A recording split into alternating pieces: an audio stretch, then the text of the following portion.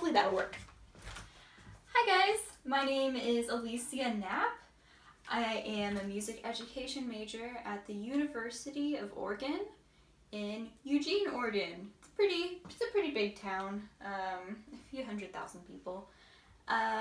So my main instrument is piano.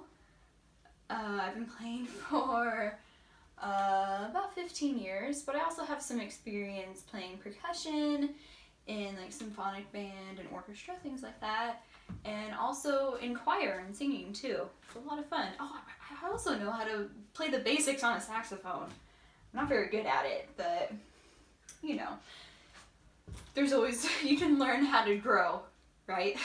Same with sight reading. So a lot of musicians and especially singers really emphasize, like a lot of these teachers, right, emphasize the importance of sight reading. So I have some tips for you guys, because I'm sure it's kind of hard to maintain what you've learned from choir and keep going on your musical journey from home, right? If you're not in the same room with other singers and your teacher and stuff. It's weird for me too. I miss it a lot. But hopefully some of the tips I have for you can help with your remote learning, online learning. Sight reading is really important for singers. So I have some tips, right?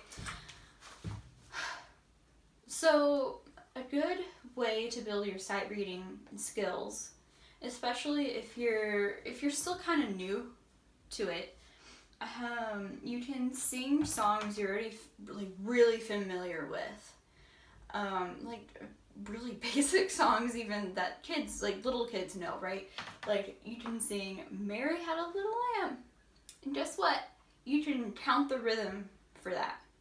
And also like "Mary had a little lamb, 1 and 2 and," and so on.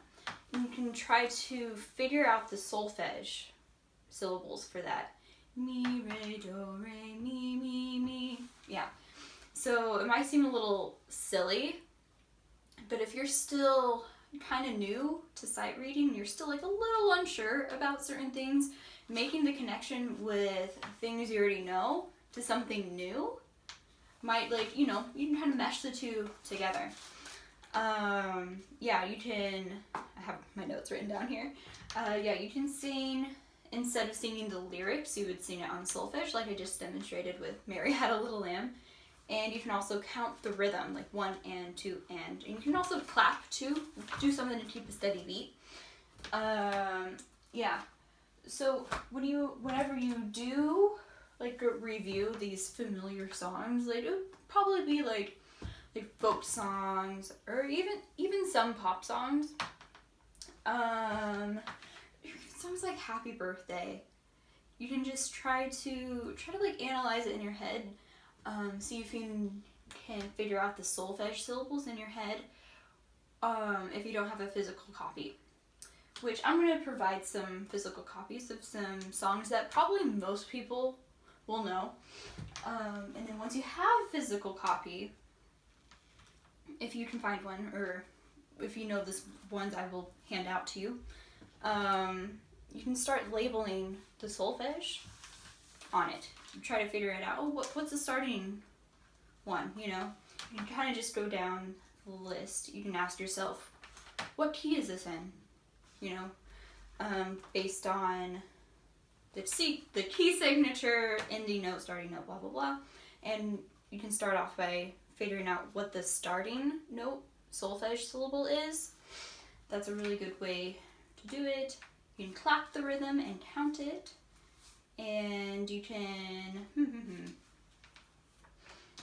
chant on solfege the syllables, like mi, re, do, re, mi, mi, mi, re, re, re. Mary had a mi, re, do, re, mi, mi, mi, and so on.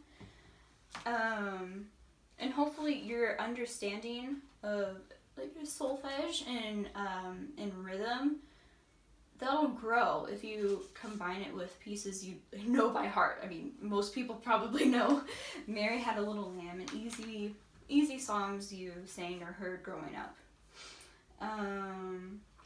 Yeah, and if you're having trouble hearing the solfege syllables like in your head, or even remembering like, oh, this key's in F major, that means the F, that's do, then you can write down the solfege syllables when you chant it. Or if you want to challenge yourself, you can write in certain solfege syllables like do, so you always remember, oh, this is do, F is do if you're in the key of F major or F minor. And then you can challenge yourself, well, the line above that, if you're in treble clef or whatever, that would probably be, that's G, right? So then what's the second? That's Re. G is Re. And continue to challenge yourself, because your goal is to be comfortable picking up a piece and being able to sight read it.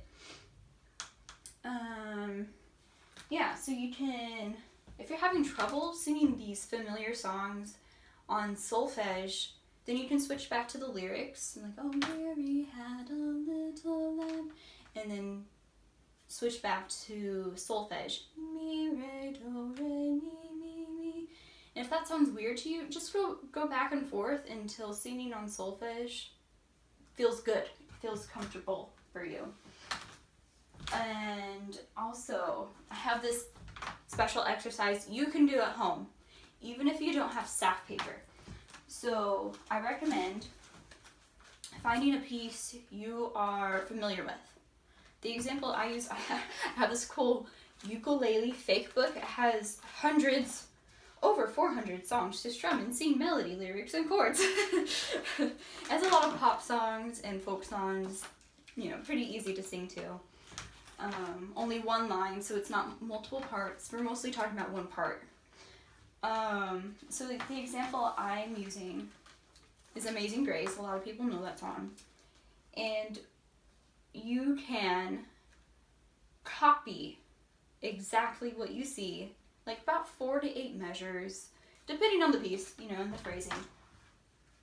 You can copy it down on like a whiteboard, like I have here, I'll show you in just a minute, or a piece of paper. Even if you don't have staff paper, like music paper, you can write down your lines. And you can take, I drew, all right, I'll show you. So I did Amazing Grace. Hopefully it's in focus. I can't tell. I did Amazing Grace. Here, I'll show you this way. I'm learning. So I did Amazing Grace. You can do a whiteboard like this, or a piece of paper. In order to make my line so straight, because I would never be able to do that freehand, I just I drew the lines like this only with the marker. Yeah, so I just copied exactly what I saw here, the first 7 measures, onto the whiteboard. My whiteboard is not the best. So I made sure that I drew the lines, right? And I made sure to count how many lines, too. You don't want to draw the incorrect. You don't want to draw 4 lines or 5 lines instead of 6. And what I meant to say here was you don't want to draw 4 or 6 lines instead of 5. And also the key signature. See how it's F major. And you want to be sure to draw the B flat exactly on that line, right? So all you're doing is copying. You're not writing anything new. You're copying a set amount of measures onto another thing. And you can write down the rhythm. So it starts on 3, right? 3, 1, 2, 3, and 1, 2, 3. And also solfege syllables. Yeah. Yeah, and you can do that with some of these pieces I'm going to share with you guys. This will get you more familiar, being comfortable with solfege syllables and counting, and that'll overall increase your growth in sight singing, and that'll help in choir.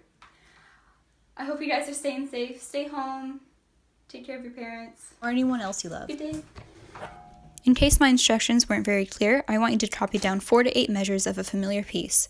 You will be sure to write down the correct number of lines, be sure to count, and also the correct clef. You'll copy down the key signature, make sure to count how many sharps or flats there are, and put them in the correct lines or spaces. Then you fill in the time signature. Next, you add measure lines, and also you want to fill in the pitches with the correct rhythms.